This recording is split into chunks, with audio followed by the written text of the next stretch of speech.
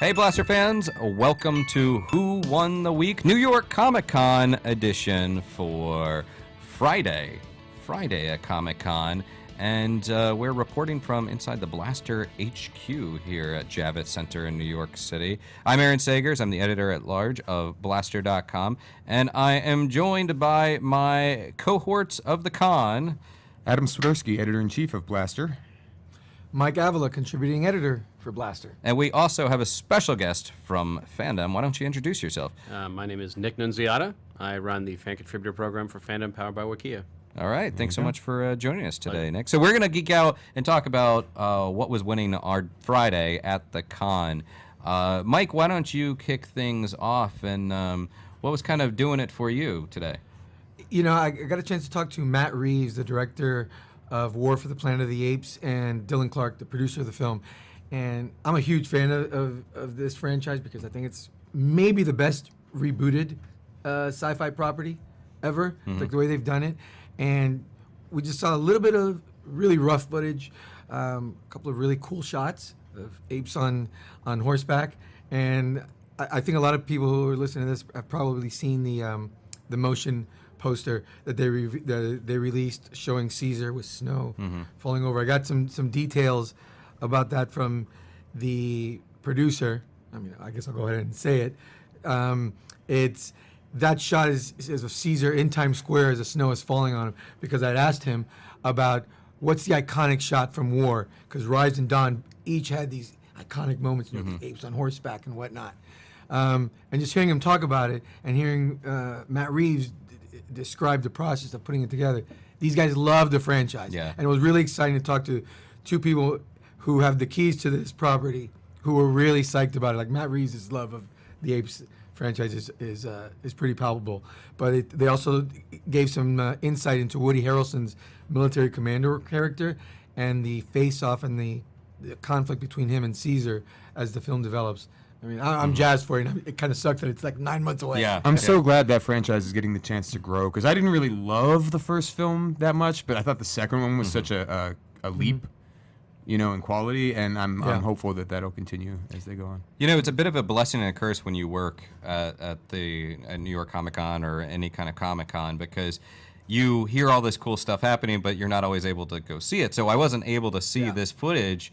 But as I was rushing from one interview to the next, I was hearing a lot of chatter about it. So although I wasn't fortunate enough to check it out, that does really tell you that that's something that's on people's minds, and that's a pretty cool thing. Yeah, New York Comic Con is a different type of show than San Diego in terms of creating buzz and breaking news. But yeah, that film I think definitely had people talking today. Yeah, Adam, what is winning your Friday?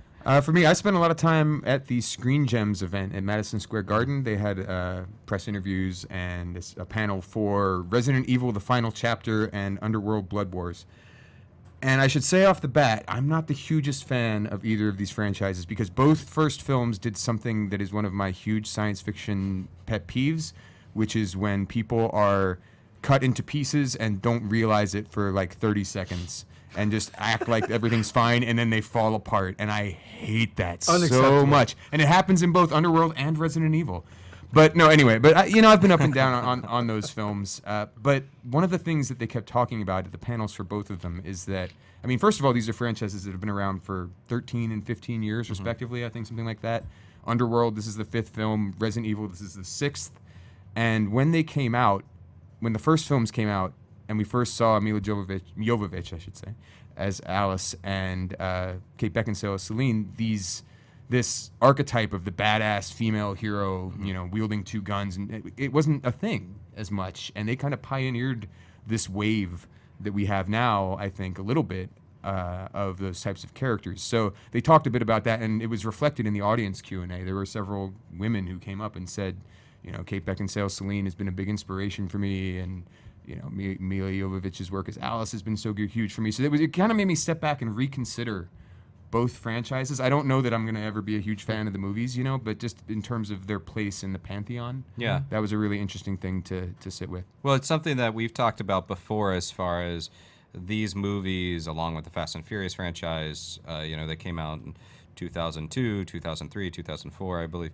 And it's unheard of that a franchise is going to continue so long without rebooting or switching up like the main leads, etc. So the staying power of these franchises is really noteworthy. If you want to hear a longer version of that conversation, including Adam talking about his pet peeve of people getting cut in half, there was a great Who Won the Week podcast a couple weeks ago. So check that. I out. may have mentioned that before. He It's may definitely a thing. may for be me. a recurring. That's thing. why it's a pet Yeah. peeve. Yeah, that's You're right. kind of a hypocrite though, because you didn't complain about the scene in Pretty in Pink where she split in pieces.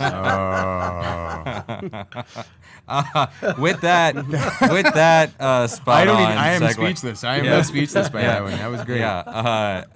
Nick, what's winning your Friday? The surprise for me was definitely Valerian and the City of a Thousand Planets, Luc Besson's new movie, because first of all, I didn't have any anticipation for it, and because your expectations are in a certain place. I mean, he hasn't done a big tentpole sci-fi movie since Fifth Element. The world has changed. Tentpole movies have changed. So you go there, you think, well, he's been coasting in a lot of respects. He's made some very good movies and done and produced a lot of interesting stuff. But is there the vision there? And then seeing 6 minutes of footage, seeing the tone that they've established, it's got a very like playful, pulpy the original Star Wars vibe. Dane DeHaan's a great choice for that lead. Everything about it seems really charming, and it's a movie you want to root for because it's definitely got the odds stacked up against it. I mean, I think War of the Apes was definitely the best thing I've seen at the con, but that movie kind of snuck up on me, and it's nice to have a chip of a new IP that you can kind of look forward to and hope the best for. Yeah, I don't think anybody's going to know the source material. I mean, I'm sure some people, there's going to be that one guy who says, oh, I've been reading it for years and years, but I had no idea about it. And you're right, it does give off that paperback sci-fi vibe to it. They have a great display of mocked-up merchandise, like fully created merchandise, towels, hoodies, retro T-shirts, new graphic novels. None of it's for sale. They're doing that just to kind of get the familiarity out about it. But if you look at it, it looks like this was a property from the Flash Gordon era that had been forgotten and now it's being revived. So if they capture that, I think it could really be. I mean, a surprise if you hit. remember way back when Sky Captain was the big movie at Comic-Con that year, and we saw how that turned out. But this one just seems to have a lot more heart in the right place, and Besson's no idiot. He knows what he's doing. I was going to say, I think that might be the ace in the hole. People have a lot of fondness for Luc Besson and his, the Fifth Element, especially. I think was that the last science? Big science. Lucy is yeah. more, yeah. Right. But more space-based sci-fi, the Fifth space Element opera, I think. And people have a lot of fondness for that movie. So seeing him go back to that world, that type of feel. And don't you feel like we've gotten into this glut? I mean, it's a good glut to be in where we know there's a Star Wars movie. We know we're going to have X-Men, a superhero movie. So You wanna be we kind of surprised. crave these little IPs. Like Planet of the Apes was a huge example of that. Like it changed our palette. Like all of a sudden this became an option on our menu. It's amazing. I certainly think that's a conversation that Adam and I have had frequently as well, of like rooting for the thing that you don't know a whole lot about, that does sort of it offers an opportunity to surprise you, and that's a nice thing, Well, when was the last time we were genuinely surprised by Right. a genre product that just came out of nowhere and blew us away? It's next one possible with all the advanced Stranger marketing. Things. That was it. And that came out of nowhere. And people were just Well, kind of like, holy crap, here's this amazing thing. Usually the surprise is in the negative, which is unfortunate. Sure. Right. Because But you're like in the "Please movie be good, world, Jupiter it's really Ascending." hard. I just watched that a couple weeks Yeah, ago, I mean, a couple months ago. And But even TV, it's easier to do and pull off than in the movies because Right. of all this advanced marketing. I mean, look, we've been talking about Valerian since Comic-Con, and it's still 9 months away. Yeah. Well, I have to say that for me today, the BBC America, BBC released their big teaser trailer and then full trailer for Class, the Doctor Who spinoff. And that is on the way, and it is confirmed that Peter Capaldi, the Doctor, the 12th Doctor, will be appearing in at least the first episode. And it does seem to have a bit of a Buffy the Vampire, Buffyverse type of feel to it, and allows this Who-verse to kind of explore some of the darker realms a little bit more. And the trailer was pretty exciting. Like, for something that I don't know these characters too well, the high school is pretty well known in Who lore. I'm kind of digging what I'm seeing so far. I like more. I like seeing more corners of this world. Are you guys anyone a Whovian here that can back me up on this? Okay, I so- am No, I'm wait. like- I am a Whovian. Oh yeah, that's I am. right. Yeah, I you am are. Yeah. not. But I don't know how that trailer did for me. Admittedly, I wasn't at the panel Yeah. this morning, so I didn't get to hear a lot of what they were saying. But the trailer itself, I was just, I don't know. I mean, most of it's Capaldi, Yeah. first of all, and he's going to go away, I'm guessing, Yeah. after the first episode. And it felt a little bit to me like they're inventing a reason for this show to exist. Like, time has looked at you, and now I don't know exactly what the premise is there in terms of how it comes to be, the school comes to be involved in all these things, but I don't know. It felt like a bit like they were stretching for a spin-off to me. But again, I wasn't privy to a lot of what was said about it, and so I don't know. This is just all based on the trailer. I've been hearing I've been hearing some nice chatter Yeah, just walking yeah, it around could be about it. entirely. But the best part about that trailer was the fact that the cast was roaming through, doing a lot of interviews, including we had the cast of Class that came through in the Blaster HQ. But at one point, I was walking down a hallway, and I see Peter Capaldi with a long jacket and sunglasses on, just walking through, exuding all sorts of coolness that I can only hope to ever achieve. Hope and then fail miserably. But what are some of the other moments that just sort of captured your day? Just some geek out little moments, like. You know, we've been having a lot of comic book talent come through the Blaster HQ, and we've had a really good time talking to people. Josh Williamson came by today, writer of the upcoming Justice League versus Suicide Squad epic crossover, and he's genuinely excited about it. He called it his attempt to create a summer blockbuster of a comic book miniseries, which got me excited about it. And they released some artwork showing Batman and Harley Quinn.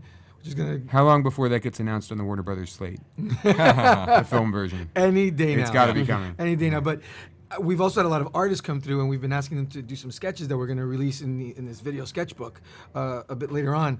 And Jean-Claude Mézières was here with Luc Besson to talk about Valerian, and he sketched Laureline and Valerian, and it was amazing watching this man work with just a Sharpie, which he would have preferred, an ink pen because he's a total pro. And when he looked at the Sharpie and said, okay, it's what I got. And he did it in like 3 minutes, and it was amazing. And he goes, this is a little something. And I was like, wow. It was just amazing to watch this master, at work right there on the table in front of me. And we've had that luxury over the past 2 days with several artists. That was cool. Well, I know you've been a busy boy today, working a lot, but did you have any geek out moments? My thing was today just looking at cosplay. Yeah. I always enjoy... I never have the energy to do it myself. Either my creative energy is going elsewhere, and I'm terrible at arts and crafts. But I love seeing what people do, and I think today it was the Deadpools. I saw a lot of Deadpool variants that were pretty funny. There was a Deadpool, the Next Generation First Officer, the Deadpool Pope was out there. So Deadpool Pope. Yeah. So.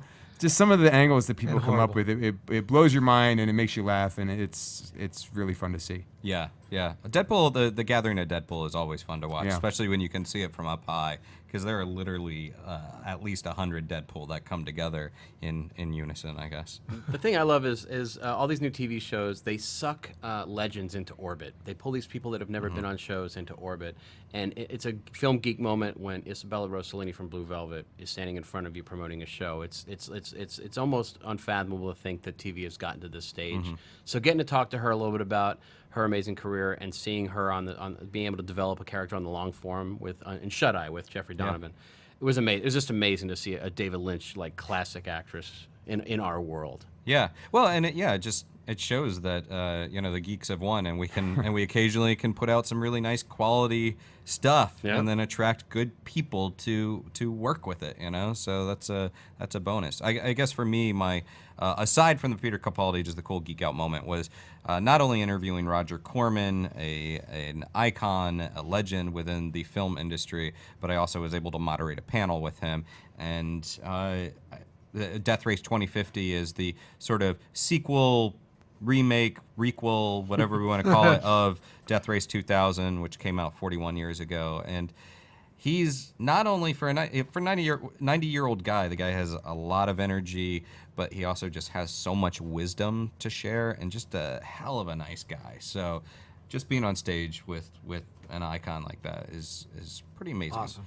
So we want to hear what won your day at New York Comic Con. Not only if you're here, but if you've just been watching Blaster, checking out all of the breaking news, let us know what you're digging. And how do you let us know? Well, head to blaster.com. You can leave a review and a rating for this podcast and let us know that you're listening. And also reach out to us on Twitter at Blaster.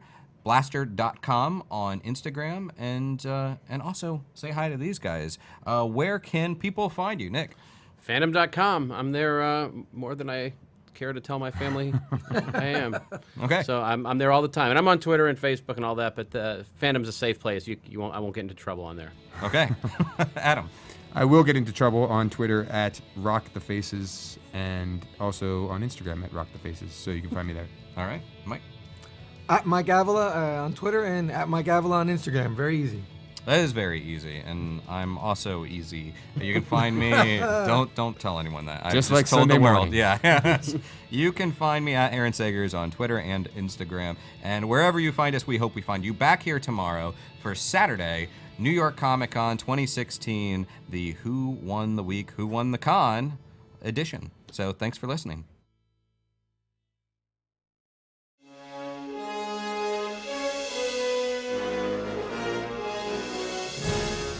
When you listen to the scripts, even with the involvement